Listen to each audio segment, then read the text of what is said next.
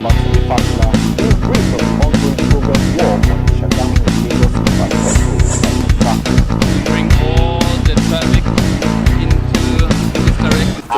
We are going to work to ensure that the better during the if we don't support the people now, the road will collapse. Good day and welcome to another edition of your program, Infrastructure Weekly, where we x-ray the infrastructure development agenda of the Muhammadu Buhari administration. I'm Abosede Omowi. We'll be back after this time out. Stay with us. Coming together of opportunities. This is what infrastructure is the backbone of development, which explains the Buhari government's effort at bridging the facility gap. Infrastructure Weekly is a television package designed to bring you latest information on hundreds of development projects going on in various sectors all over the nation. There is no state in Nigeria today where you will not see our contractors busy at work. Power generation, rural electrification, road rehabilitations, national housing scheme, construction of roads and rail lines across the country, you name it. We are now able to produce 7,000 megawatt of power. That is no longer debatable. Infrastructure Weekly is Nigerians working together for a better Nigeria. So be better informed to take better informed decisions. Watch Infrastructure Weekly, showing on Channels Television Thursdays 2:30 p.m., NTA Network Wednesdays 5 p.m., and QTV News Fridays at 8 p.m. Infrastructure Weekly, making development known. Welcome back. The federal government says it will continue to put more emphasis on infrastructure development as a means of empowering Nigerians to engage in productive activities. The Minister of Information, Culture and Tourism, Lai Mohammed, disclosed this while inspecting the Lagos-Ibadan Expressway, while also promising that the road will be completed by the end of the year. For years, those plying the Lagos-Ibadan Expressway have been going through hard times due to the dilapidated state of the road, leading to loss of man-hour. But the Muhammadu Buhari's administration is keeping to its promise of ensuring that those plying this route do so with ease. With a project of such significance going on, and to ensure that Nigerians are aware, the Minister of Information and Culture, Lai Mohammed, is on site with members of the pen-pushing profession for an on-the-spot inspection to see things for himself. Briefing the minister and his team, Noah Nakisis, project engineer of the Renault Construction Company and contractor handling the Shagamu-Ibadan access, says the work has reached 58.27% completion. Nakisis explains that RCC is currently working to expand and reinforce the road, in addition to building concrete drainages and repair the failed bridges. He further says the RCC is also doing maintenance of the existing carriageway to ensure a free flow of traffic, giving assurance that before the end of the year, the company will complete the asphalt laying phase of the entire 84-kilometer sector. In our quarry, we are producing around 7,000 tons per day. Behind me is the Marini, it's the asphalt plant. The production for the asphalt plant is 210 tons per hour. Also in the Marini we have a PMB plant that we add additions to the bitumen to make the asphalt stronger and to make the durability of the road to last longer. At the Shagamu Interchange, Wolfgang Losesa, Division Manager of Julius Berger and contractor handling Section 1 from Lagos to Shagamu Interchange, says 17 kilometers of the 3-lane 43 kilometers road has been completed. Losesa assures that in the next couple of days, massive construction work will commence, further disclosing that a huge interchange is being constructed to contain the huge vehicular traffic around the Redeemed Christian Church of God's Redemption Camp. For the first time in Nigeria, according to the contractor, a special mix of asphalt is being used to prevent the road from caving in due to the movement of heavy-duty vehicles and to extend the lifespan of the road to 20 years. The divisional manager says the Section 1 of the road is 53% completed. When we started this project together also with the other company, RCC, we jointly developed a new design for this road. So you have an additional 15 cm tough asphalt layer below the normal asphalt layers. Plus you have the double width or thickness of base course material, which is normally in Nigeria you will build with 15 centimeters of base course under the asphalt layers. Here we have 40 centimeters.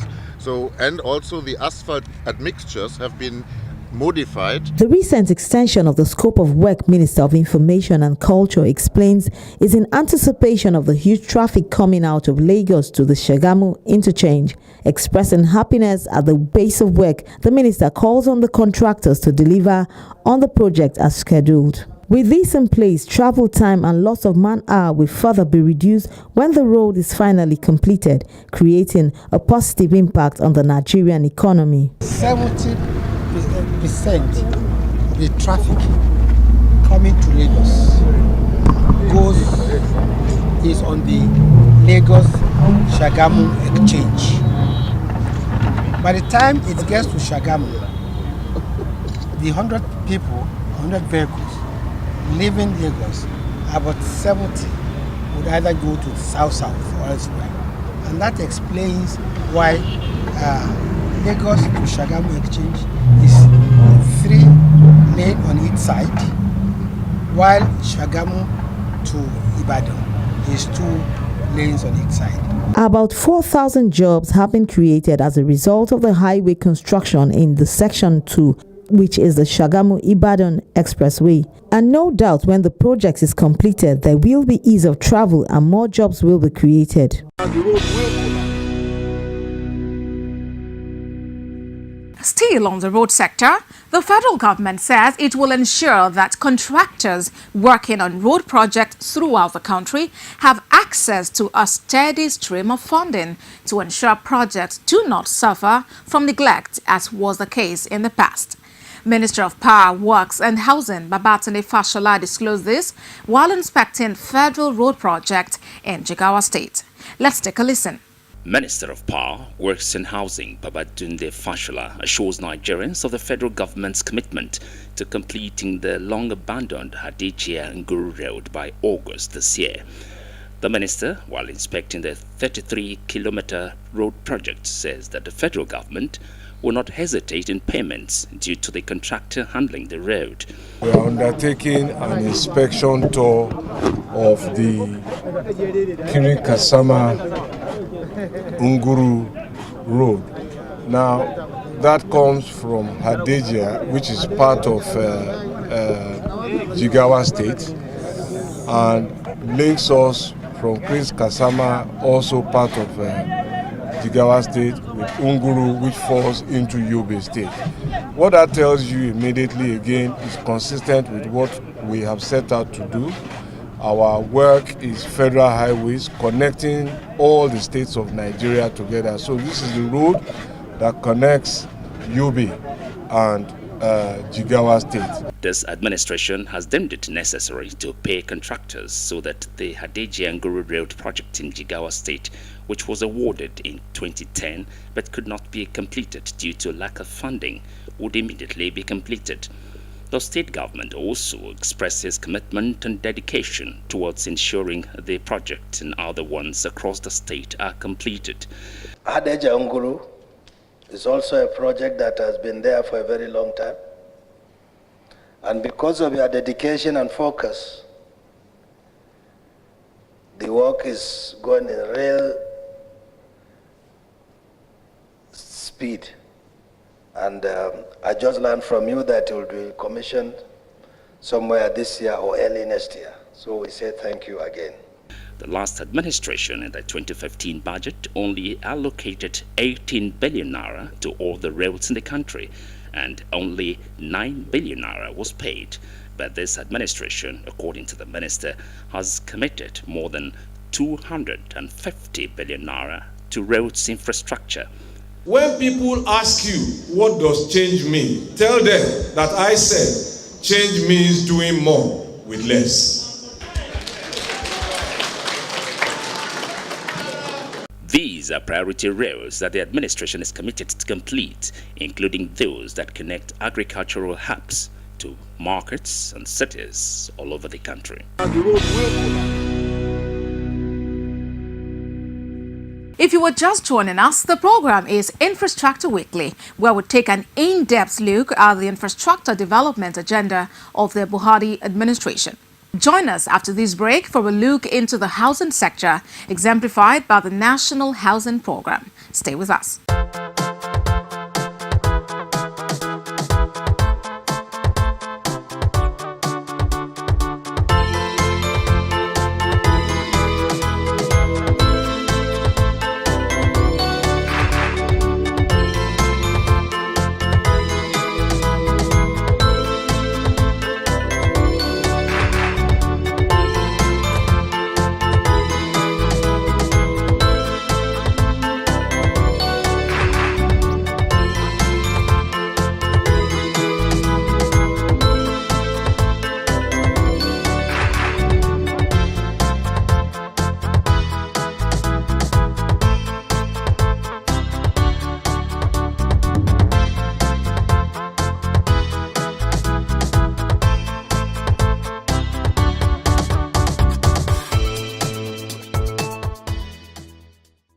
Thanks for staying tuned.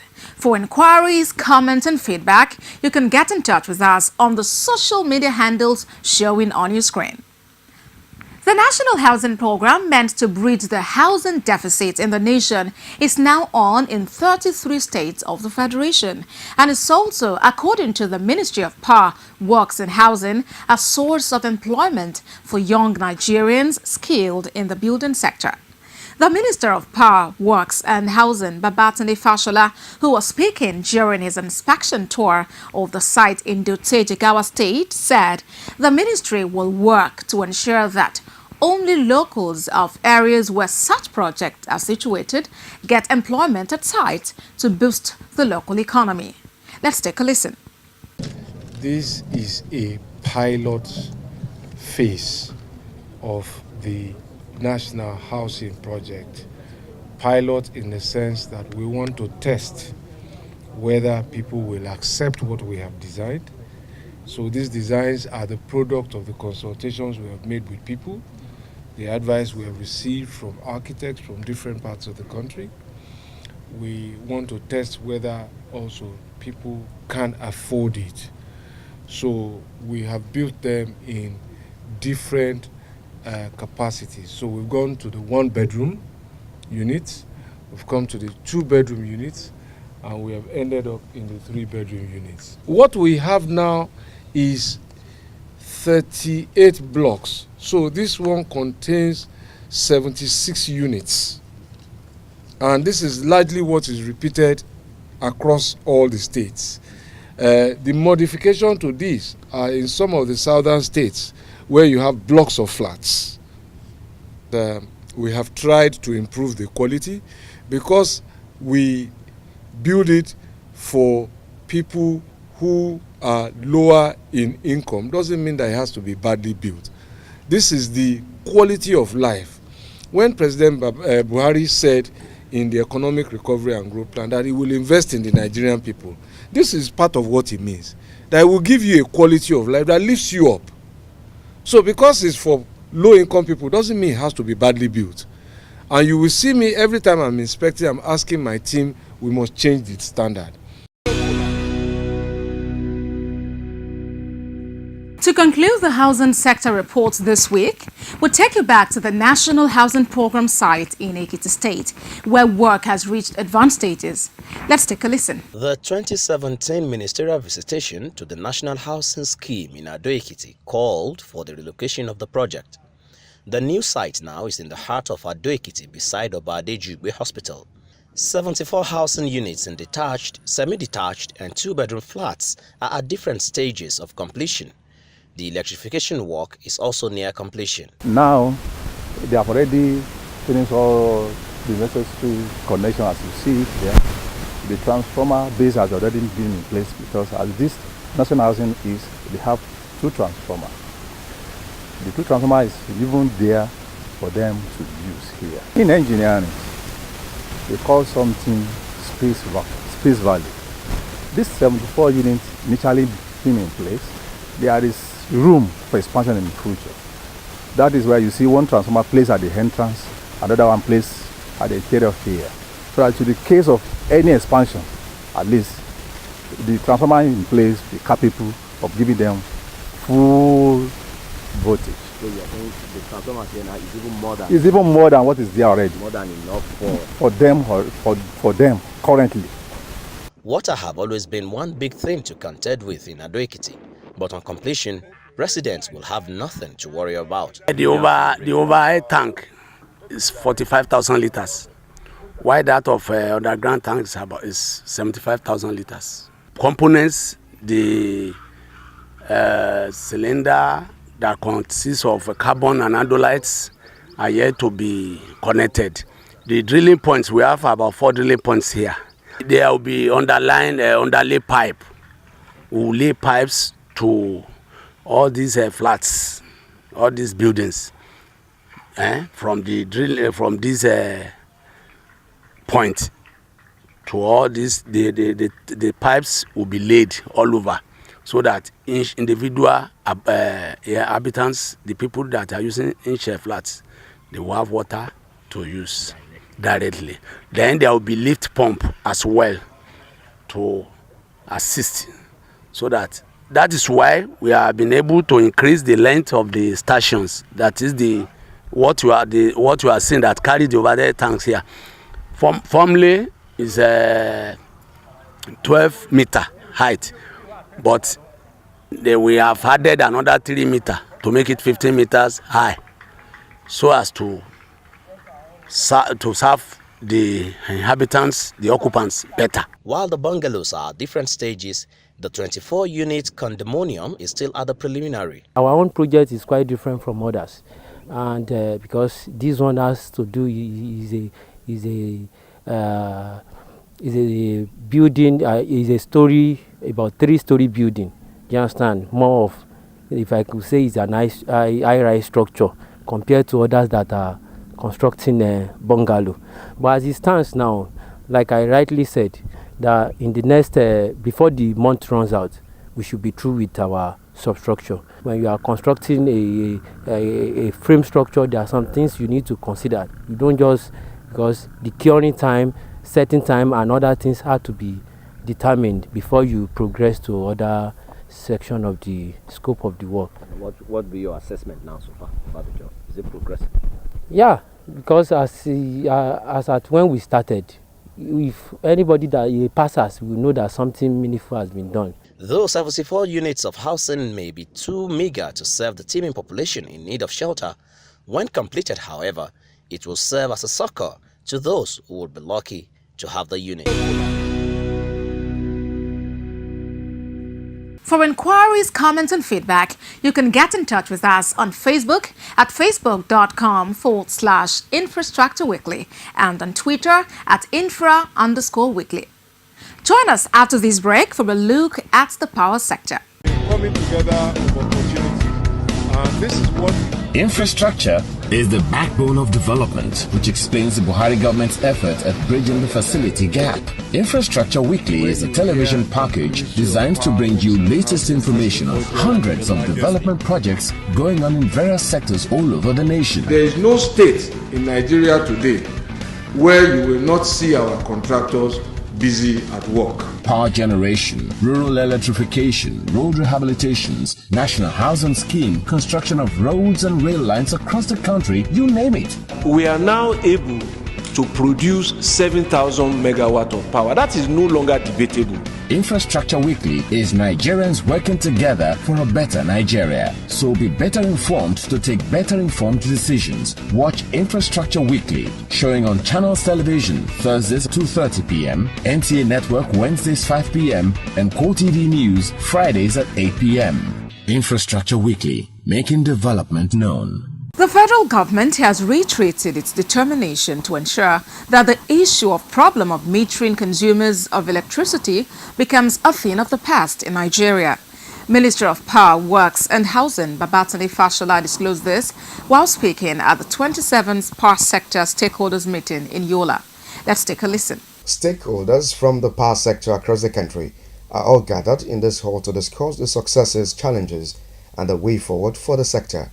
The Minister of Power, Works and Housing, who addressed the gathering, said the ministry has already issued a regulatory framework to license meter assets with a view to ensuring that all consumers have access to meter. Fashola said that the federal government is working to deliver an incremental, stable and sustainable power to all Nigerians. This story of improved power supply is consistent with what we wanted to achieve from the beginning, incremental power. We know that there is still more work to do. We know that there are people we have not reached, but we remain mindful of those people we have not reached.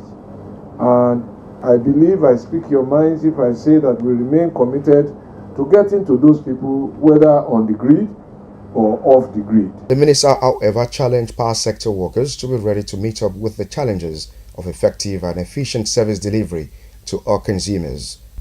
But as we make progress, we will also be challenged to increase our commitment to improve service. It is one thing to build the assets, it is one thing to connect the consumers, it is another thing, even more challenging now, to keep them connected and to keep them satisfied. Managing Director of the Transmission Company of Nigeria, Usmango Mohammed, said the company has completed 80% of the 32 kVA power lines that have been destroyed by Boko Haram insurgents in the northeast as a result of the intervention of the Federal Ministry of Power Works and Housing. We are expanding our network in the northeast. For example, we are putting 150 MVA substation, that is a 330 kV substation at Bauchi.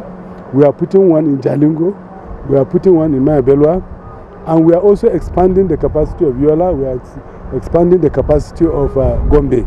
Bidding and assured consumers that the ministry will continue to work assiduously to ensure that such trend is brought to an end. The program is still Infrastructure Weekly, a program that takes an in-depth look at the efforts of the Buhari administration in bridging the nation's infrastructure deficit. The federal government has challenged distribution companies to do more by expanding their networks and building capacity to distribute the available generation and transmission capacity of the other legs of the power sector value chain. Head of the Civil Service of the Federation, Winifred Oyoita, who was speaking while commissioning a transmission substation in Calabar, the Cross River State capital, said the DISCOs must do more to ensure that Nigerians are able to tap into the benefits of the strides of the federal government in the power sector. Let's take a listen. To the glory of God and in the service of Nigeria, I hereby switch on this power transformer. Consistent with President Muhammadu Buhari's policy on incremental power, Transmission Company of Nigeria has energized and commissioned into service 260 MVA transformers at Calabar substation. We are bringing developers of power, we are taking them to market men and women. So we're doing something like that now in Sabongeri. We're also doing something like that in Abia and in Lagos. And I think yesterday or 2 days ago, the Vice President also went to a farm settlement in Ondo to show that these things can happen. So we're breaking up all of the old big things that made it difficult. The capacities of Calabar 132 by 33 kV substation prior to the commissioning was 180 MVA. The substation has been upgraded to 240 MVA. The head of service of the Federation, Winifred Oyoita, says the upgraded substation in Calabar is expected to improve the quality of power supply to Nigerians. In line with the policy of this administration on incremental power, TCN is implementing the Transmission Rehabilitation and Expansion Program, which seeks to strengthen grid infrastructure for enhanced wheeling capacity that offers redundancy consistent with the requirements of the N1 reliability criterion.